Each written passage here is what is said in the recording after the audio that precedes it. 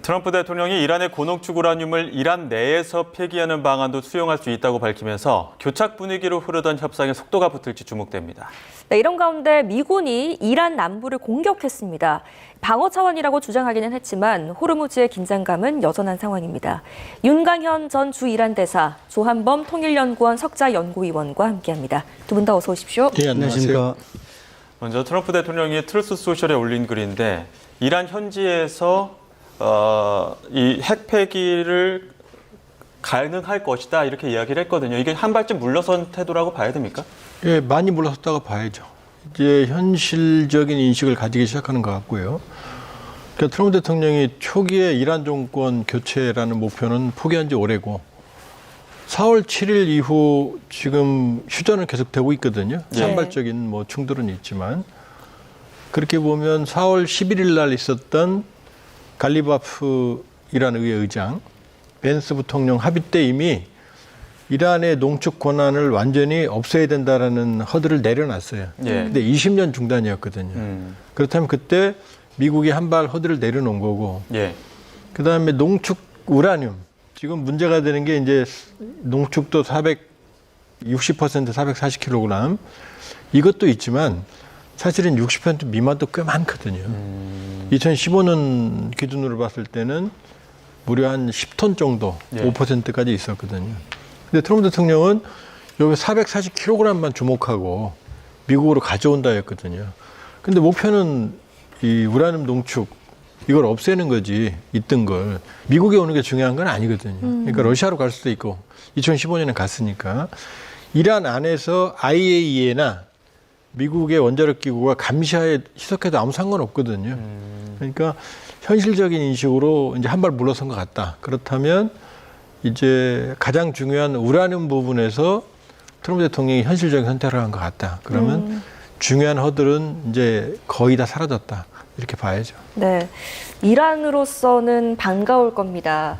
여기서 덥석 잡을까요? 아니면 더 고집을 부릴까요? 어떻게 보세요?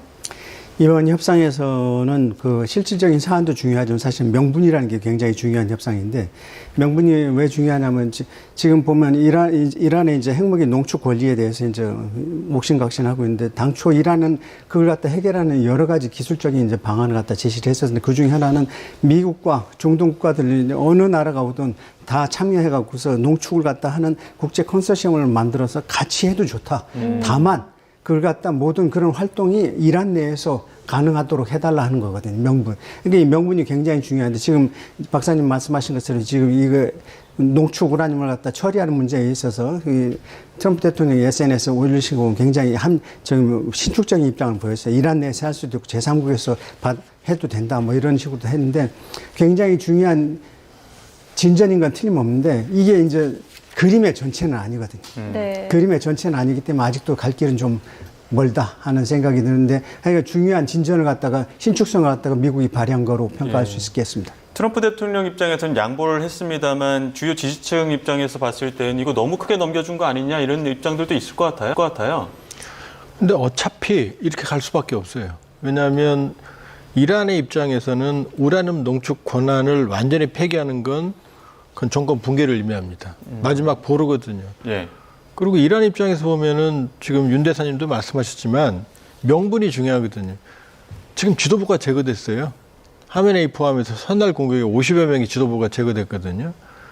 그리고 미국 발표대로라면 13,000여 곳에 타격을 받아서 거의 기반시설이 괴멸된 상태거든요.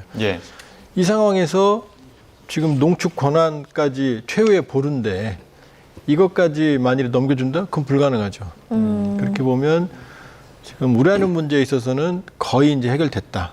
그렇게 보면 이제 남는 게 호르무즈 해협 통제권, 그 다음에 이제 보상, 배상, 뭐 여러 가지 문제들이 있는데 그런 것들은 제가 보기에는 부차적이다. 그러니까 일단 이 농축 우라늄에 대한 기본적인 방향이 정해졌기 때문에 세부적인, 지금 합의가 포괄적인 일괄 타결이 아니고 2단계 합의입니다. 1단계에서는 기본적으로 상황 안정화. 지금 그러니까 이란이 잡고 있는 호르무즈 통제 때문에 전 세계 유가 폭등, 그다음 미국 경제 악화, 이게 트럼프 대통령의 아킬레스건이거든요. 거꾸로 미국이 역봉쇄로 이란도 지금 초조금 상태거든요, 경제가. 그러니까 일단 이걸 풀자는 겁니다.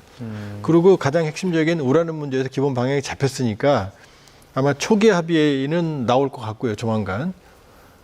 그리고 나머지 이제 합의. 지금 농축 우라늄 방향만 잡혔지만 어떻게 할지 복잡하거든요. 2015년에 핵 합의 때도 올해 1년 반을 합의했거든요, 협상 기간을. 그러니까 한 달이 될지 두 달이 될지는 모른다. 그러나 양쪽 다 긴급한 호르무즈 통제와 역통제, 봉쇄, 역봉쇄 이 부분을 먼저 풀고 협상의 기본 방향대로 흘러가는 요 흐름으로 갈 가능성은 높아졌다고 봐야죠. 예. 네. 자, 지금 저희 이란 이야기를 좀 하고 있는데 오늘 아침에 이제 트럼프 대통령이 트루스 소셜에 핵 문제는 어느 정도 좀 양보할 수 있다 이런 이야기를 하다 보니까 과연 이 양보를 가지고 이란이 받을 것이냐 아니면 미국 측 내에서도 지지층의 목소리가 이 부분을 또 이해할 것이냐 이런 부분을 이야기를 하고 있는 겁니다. 왜냐하면 이제 지금 미국 내에서 나오는 이야기는 이렇게 되면은 결국에는 오바마 전 대통령 때 합의랑 뭐가 다르냐 이런 이야기 또 나오는 거거든요. 이 목소리를 과연 트럼프 대통령이 잠식시킬 수 있을지 이 부분도 관건일 것 같아요. 맞습니다. 이제 중요한 지적이신데 사실 트럼프 대통령은 이번 사태 초기에서부터 2015년 오바마 행정부 때 이제 합의보다는 훨씬 좋은 딜을 갖다 하겠다 하는 건데 지금 최근에 미국에서 이제 동향을 보면은 2015년 때 합의와 유사한 수준, 심지어는 그보다 못한 수준에서 합의가 불가피할 수도 있다라는 그런 평가들이 나오고 있거든요. 근데 그거에 대해서 이제 공화당 쪽에서도 이제 굉장히 비판적으로 나오고 있는데 이제 박사님 말씀하신 것처럼 이란의 기본적인 지금 현재 스탠스는 지금 농축 우라늄 문제가 이제 약간의 진전이 있었지만 기본적으로 가장 시급한 해협의 개방이라든가 이제 종전 문제를 먼저 처리를 하고 그 다음에 핵의 본연의 문제는 그 다음 단계로 처리하자는 이 시퀀싱의 문제에 대해서는 지금 전혀 움직이지 않고 있거든요. 그러니까 이거는 앞으로 협상이 어떻게 돌아가는가에 따라서 미국 내 국내 정치 그리고 이란 내에서도 굉장히 반응이 다를 수가 있기 때문에 아직도 여러 가지 넘어야 되는 중요한 도전들이 남아있다고 볼 수 있습니다. 자, 트럼프 대통령은 여전히 핵 금지를 외치고 있고 이란은 핵 문제는 뒤로 미루자라고 하면서 간극을 유지하고 있는데요. 핵 문제는 뒤로 미루자라고 하면서 지금 당장 목을 메고 있는 게 바로 돈 문제입니다. 종결자산 해제해달라고 요구를 하고 있는데 앞서서 저희가 짚었듯이 이제 트럼프 대통령도 한 발 좀 전향적인 모습 보이지 않았습니까? 이란도 그에 상응해서 좀 양보하는 모습을 보일까요? 가능하다고 보여져요. 지금은 아까도 뭐 직전에 논의가 있었습니다만 미국으로서는 트럼프 대통령이 이 상황으로 가면 어떠한 합의를 해도 미국 내에서 좋은 평가를 받을 수가 없어요. 왜냐하면 이제 초기에 정권 교체에서 이제 물러나서 이란 핵 문제로 왔고 오바마 정부보다 나은 조건이다로 지금 바뀌었거든요. 그러면 아마 오바마 정부 때보다 나은 조건으로 만든다고 해도 그러려고 전쟁했느냐 이런 평가는 피할 수가 없거든요. 그러니까 여기서 동결자산 해제부터 시작한다? 그럼 트럼프 대통령은 수렁에 빠지는 거죠. 그러니까 지금 초기에는 아마 지금 이란이 제일 아픈 부분이 해외 동결자산, 그다음에 이란에 대한 제재거든요. 그러니까 이 본격적인 해제는 나중에 핵 문제와 연동이 된다. 그러나 초기 상황에서는 지금 이란의 호르무즈, 그러니까 양측이 지금 고통스러운 게 세계 경제에 대한 부담, 이건 이란이 호르무즈의 봉쇄 때문이고 이란 경제에 대한 부담은 역봉쇄거든요. 그러니까 이 부분이 아마 초기에 서로 주고받기식으로 될 가능성이 있다. 그러니까 일부 민생 부분에 대한 제재 완화 이런 부분은 가능하겠지만 본격적인 제재 완화나 해제, 본격적인 동결자산 해제 이 부분은 나중에 실무선에서 그러니까 2단계 합의에서 아마 서로 교환되는 과정이다. 그러니까 선 자산 해제하면 미국으로서는 카드가 없어지잖아요. 그러니까 이란도 요구사항이고 압박 조건은 되지만 그게 관철될 거라고 보기는 어려울 거다. 이미 미국이 상당 부분 허들을 내렸기 때문에 말씀드렸다시피 호르무즈를 둘러싼 양측의 아픈 부분, 이 부분이 선결적으로 해결될 가능성이 있다 이렇게 볼 수 있어요. 네. 이란 입장에서는 당장 지금 경제적 숨통이 너무 조여오고 있다 보니까 이 숨통부터 좀 트이게 해달라 이런 요구거든요. 어떻게 보십니까? 조 박사님 평가랑 약간 이제 다른 예. 평가를 내리고 싶은데, 왜냐면은 2015년에 이제 핵합의가 됐을 때도 사전에 그 실내 구축 단계에서 두 가지 조치가 있었어요. 양측 간에 이제 수감자 교환 협상이 있었고, 이란의 동결 자산 해제가 한 42억 불 정도 이루어졌었거든요. 예. 근데 이게 이제 그러니까 지금 이게 동결 자산, 만약에 핵 합의가 타결이 돼갖고서 제재가 풀린다고 하면 제재 풀리는 내용의 핵심은 지금 동결 자산이 아니에요. 동결 자산은 원타임으로 다 이렇게 이전을 해주는 건데, 제재 해제의 핵심은 지속적으로 이란 원유가 수출이 가능하게끔 하고 이란의 에너지 인프라의 서방권과 제3국가의 투자가 가능하도록 하는 게 제재의 핵심이거든요. 예. 근데 지금 워낙 이란 상황이 힘들기 때문에, 그리고 그간에 지금 협상이 잘 안 돌아가는 것 중에 핵심이 신뢰 부족이 있기 때문에 그 신뢰 구축의 사전 조치로다가 동결 자산을 갖다 원타임으로 넘겨줄 가능성이 있어요. 근데 그건 충분히 고려 가능한 얘기고 이미 전례가 있어서 2015년에. 예. 그리고 최근에 이제 카타르랑 이제 이란이랑 협의가 있었다고 그러잖아요. 근데 이란이 발표한 거에 의하면 자기네 동결 자산 지금 해외에 1,000억 불 정도 있다고 하는 건데 15조 정도, 150조 정도 있다고 하는 건데, 이게 자금의 성격이 다 달라요. 네. 자금이 어떻게 쌓였는지, 그리고 자금이 지금 어떻게 묶여 있는지에 따라서 쉽게 쓸 수 있는 돈이 있고 쉽게 쓰지 못하는 돈이 있는데, 지금 카타르가 왜 관심의 대상이 뭐냐면은, 제가 있었을 때 이제 저희 한국에서 이제 이란 자금이 옮겨갔잖아요. 네. 그 돈을 갖다 카타르가 중간에서 적극적인 협조를 사내가 그 돈이 카타르로 옮겨져 있어요. 동결된 자산이 지금 카타르에 묶여 예, 우리한테 동결된 자산이 카타르로 옮겨졌는데, 카타르가 옮기고 나서 하마스가 이스라엘을 공격하는 바람에 다시 묶인 거거든요. 그걸 쓰지 못하고. 예. 근데 요 돈은 이란이 지금 딱 쓰기가 좋은 돈이에요. 이미 인도적 거래에 따라서 쓰기가 좋은 돈이, 그때 당시 저희가 자금을 옮기면서 카타르한테 이 자금을 어떻게 운용을 하고 어떻게 쓸 수 있는가에 대해서 우리가 대표단을 보내서 가르쳐 주기도 했어. 그래서 양자적으로 이걸 갖다 해갖고 심히 상당히 준비가 되어 있고 쓰기가 좋은 자금이기 때문에, 만약에 신뢰 구축 조치로 딱 먼저 이제 핵 협상과 그리고 해협 개방 과정, 협상 과정에서 신뢰 구축 조치로 다 동결 자산이 논의가 된다 하면은 이 자금이 굉장히 우선순위에 올라갈 가능성이 있기 때문에 그 지역에서 지금 움직임이 활발하게 일어나고 있다고 이해하시면 되겠습니다. 예. 네.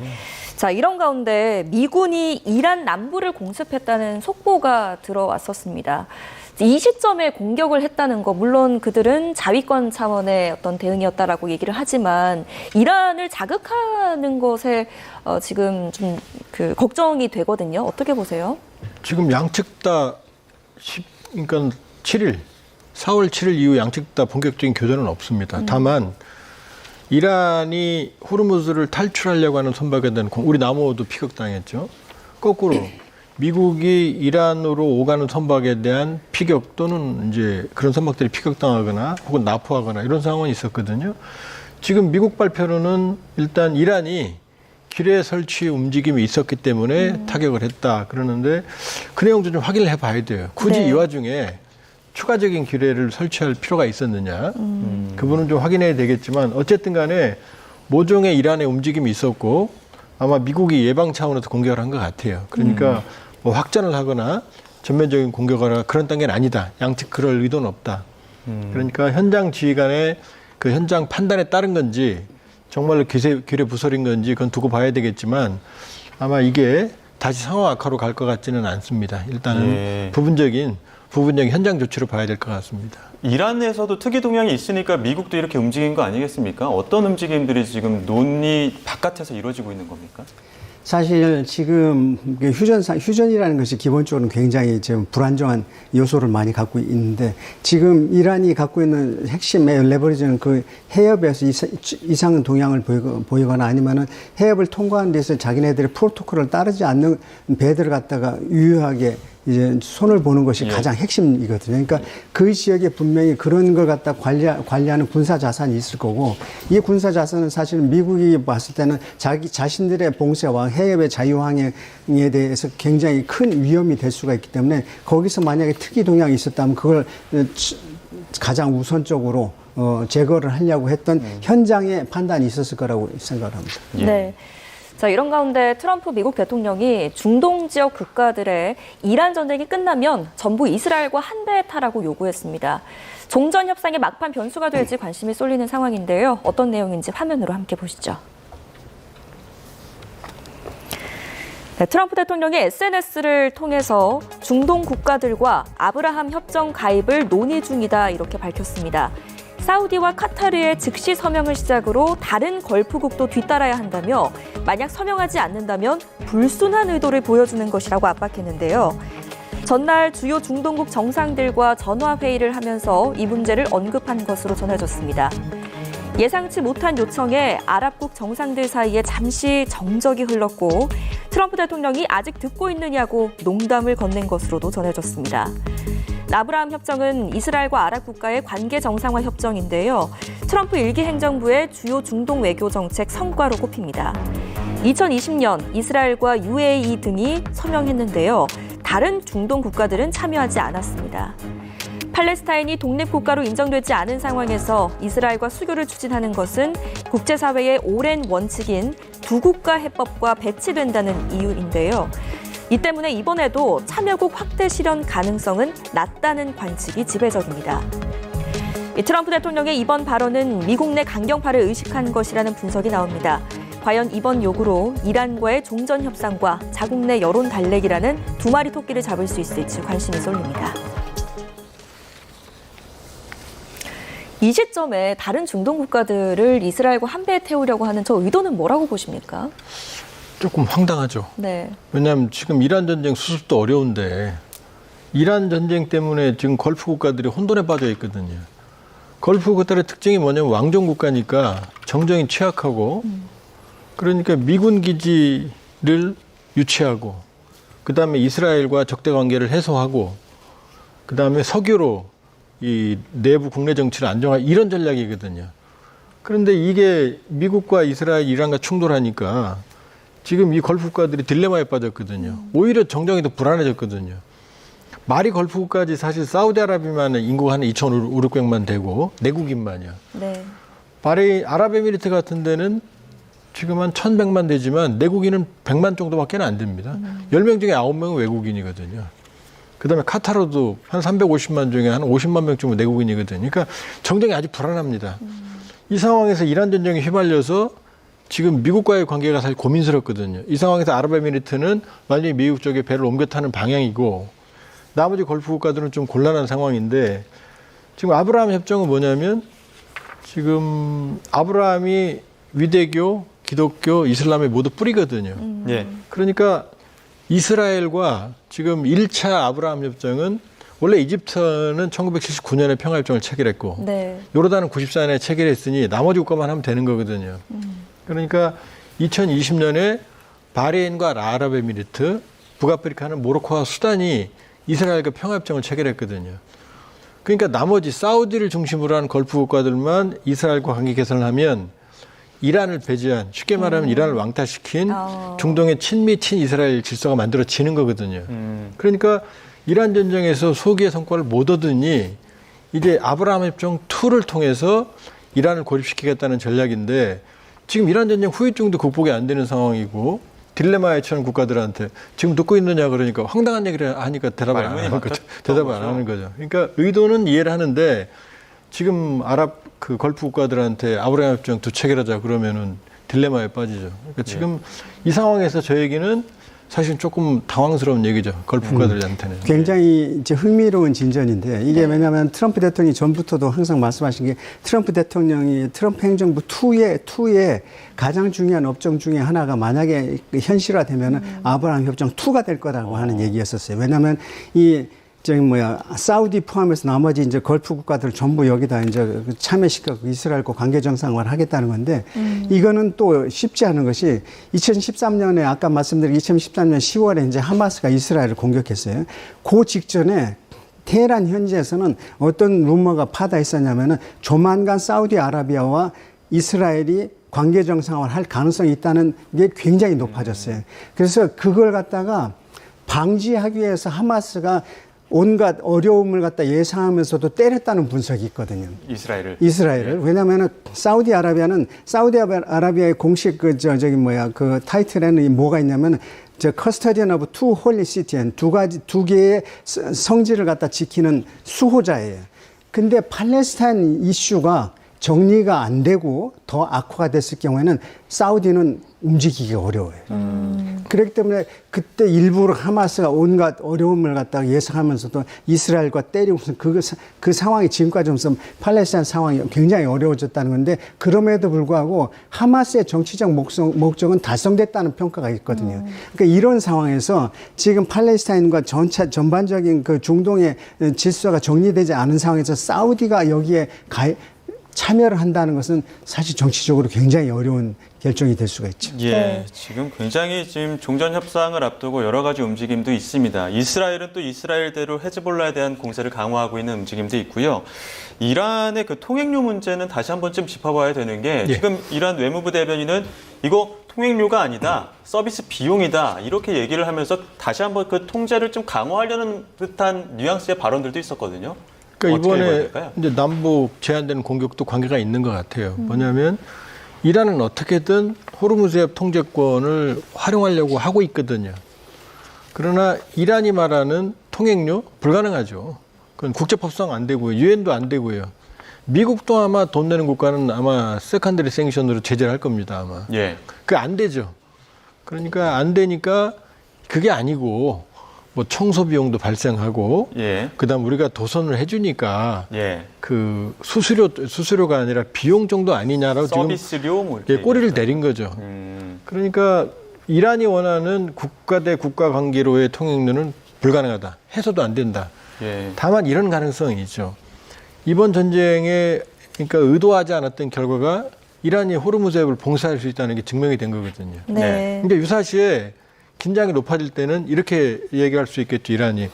내가 원하는 대로 오면 내가 도와줄게. 대신 돈은 좀 내야 돼. 그러면 국가 대 국가로는 안 되지만 급한 선사들은 돈을 낼 수 있거든요. 지금 그 얘기입니다. 그러니까 본인들이 뭐 호르무즈 해협청을 만들고 돈 받겠다? 될 수 없어요. 미국이 일단은 인정하지 않을 거고 유엔도 인정하지 않을 겁니다. 그러나 미련이 있는 거죠. 어차피 본인들이 통제할 수 있고, 상황에 따라서는 아마 제 개인적인 추정입니다만은 일부, 국가는 아니지만 급한 선사들은 돈을 내고 나왔을 가능성도 있거든요. 그러니까 그 가능성을 보고 있다고 봐야죠. 네, 대사님께서는 첨언하실 게 있으십니까?